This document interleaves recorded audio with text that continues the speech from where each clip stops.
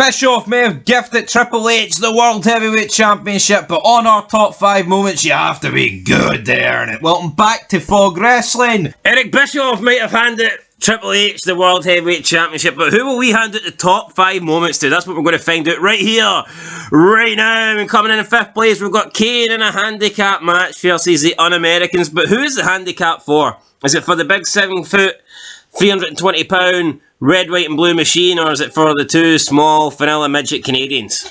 I don't know, but Kane is back with a vengeance in this 2002 run. He's looking a wee bit leaner, but he's moving a lot quicker, and he's absolutely destroying people. He's leaner, he's meaner. He's a big red machiner. Now, I'm not a fan of Bradshaw helping him. I don't think Kane really needs Bradshaw's help, but... Well, it was 3-on-1. Yeah, but anyone but Bradshaw. So Kane needs help, but he just doesn't need Bradshaw's help. The flag could have fell from the corner and took all 3 of the Un-Americans out. Would you rather Bradshaw or Goldust and Booker T? Oh, Bradshaw. Oh, well, there you go. What are you complaining for then? Yeah, I know, but alright, fair enough. Let's move on. Number 4, we've got Bubba Ray confronting Triple H. Triple H has just been awarded the World Heavyweight title. Bubba Ray didn't like it. Bubba Ray doesn't like what Triple H done to Shawn Michaels. Bubba Ray doesn't really like Triple H in general. And he says that you're going to be a marked man, but I can't beat you for the title right now because I'm too busy. I've got to put someone through a table. Great promo for Bubba Ray.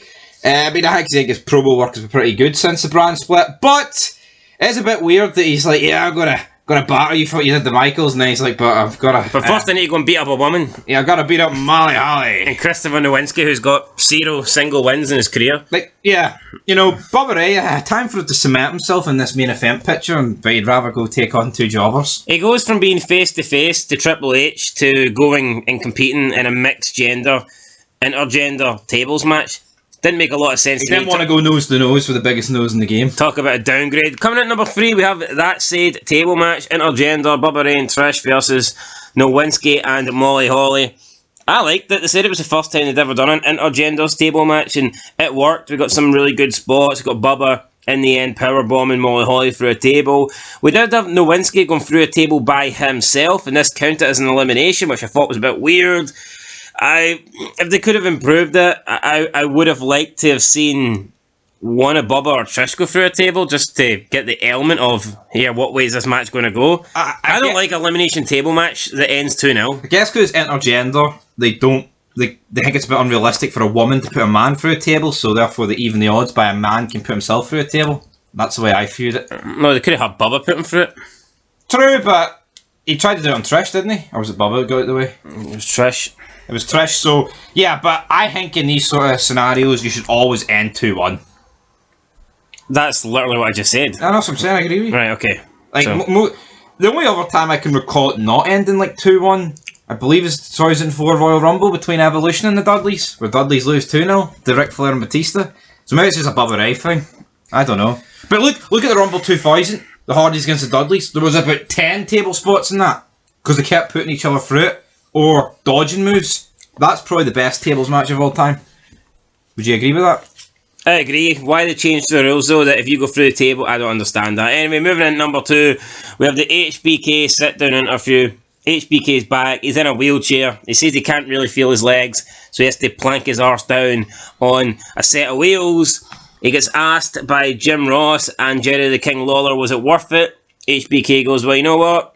I got to go out there and remind everybody that I'm the showstopper, I'm the icon, I'm Mr. WrestleMania, or in this case, Mr. SummerSlam, and he got to beat Triple H, so he says, yeah, it was worth it. He reminds us, though, that it wasn't the match that put him in the chair, it was Triple H after the match with a sledgehammer, and then he says, Triple H, don't worry, what goes around, comes around, and you probably shouldn't hunt what you can't kill. And HBK says he will be back when he fully heals, and he'll be back with his little friend, and he holds up a sledgehammer. Really good promo for HBK. I know a lot of people say that promos are his weak points, but I still think he's one of the best promo guys in the business. I guess when you're that good in the ring, promos probably would be your weak point, though. Well, I mean, if we're saying his promos are weaker than his in-ring ability, but I wouldn't say it's a weak point. Yeah. No, I agree, but for me, like, Angle's as good in the ring as he is on the mic. Michaels ain't. That's what I'd say. I'd say Angle's probably a bit better in the ring than he is on the mic, no. Nah. Well, no, he probably is, but the gap's nowhere near. It's like, Brett is so much better in the ring, even though he's boring as fuck in the ring. But on the mic, he's just... Well, I think the best... I actually think Brett's better. I think a perfect example of that's Chris Benoit. I would say Brett's better on the mic than Benoit. No, I disagree. Fuck off. Benoit's bad on the mic, but when more intensity? Yes, which helps. You feel like Benoit could legit kill someone? Yeah. Right. When Brett's talking, it's like a fucking science teacher. Dirty stinking hyenas in the African... Make sure you get your homework done for this Friday. Yeah, River Nile. Get a dirty stinking hyenas, drink from that.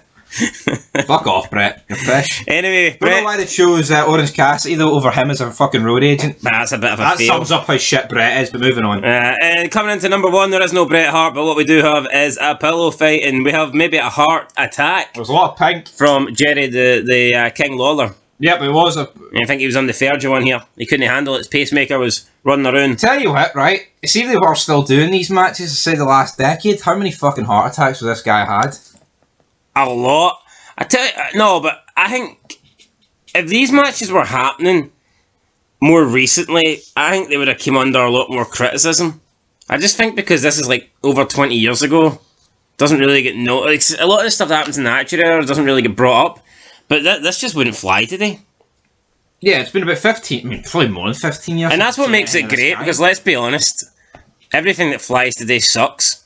So if something wouldn't happen today, that normally means it's good or extremely edgy. Yeah. Just because something wouldn't happen today doesn't mean it wasn't good. So it's actually the opposite. If something wouldn't happen today, then it's more than likely fucking good, or at least interesting or entertaining. And this was very entertaining. Just a pillow fight with 2 women in lingerie and Jerry the King Lawler being the special guest commentator, but via ringside. Well, not ringside, he was actually in the ring.